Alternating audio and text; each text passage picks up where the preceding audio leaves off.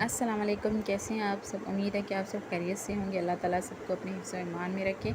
आज हम बना रहे हैं केले वाला मिल्क शेक। ये ख़ास करके जिम वालों के लिए होता है। आज हम जिम वालों के 4 अदद केले, थोड़ी सी चीनी, 4 स्पून, आधा किलो दूध, थोड़ी सी बर्फ़ जो हमने पीस के रख ली है।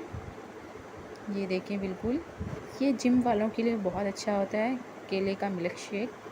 ये जिम वालों को ट्राई ज़रूर करना चाहिए। पहले हम डालेंगे पानी, बर्फ़ जो हमने पीस के रखी हुई है ये हम इसमें डालेंगे ताकि बारीक बारीक हो जाए। 4 स्पून चीनी, हाफ़ केजी दूध बॉयल करके रखा है हमने, ऊपर से मलाई उतार के, और 4 अदद केले हम इसमें ऐड कर देंगे। ये देखें, आप एक दफ़ा ट्राई ज़रूर करके देखिएगा। फिर हम इसे कर लेंगे अच्छी तरह ग्राइंडर। 5-6 मिनट आप ग्राइंडर करेंगे तो ये हो जाएगा। केला भी सॉफ्ट होता है तो इसलिए। ये देखिए, हमारे केले का मिल्क शेक बिल्कुल तैयार हो गया। आप एक बार ग्लास में ट्राई करके ज़रूर पी के देखिएगा कि आपको केले वाला मिल्क शेक कैसा लगा।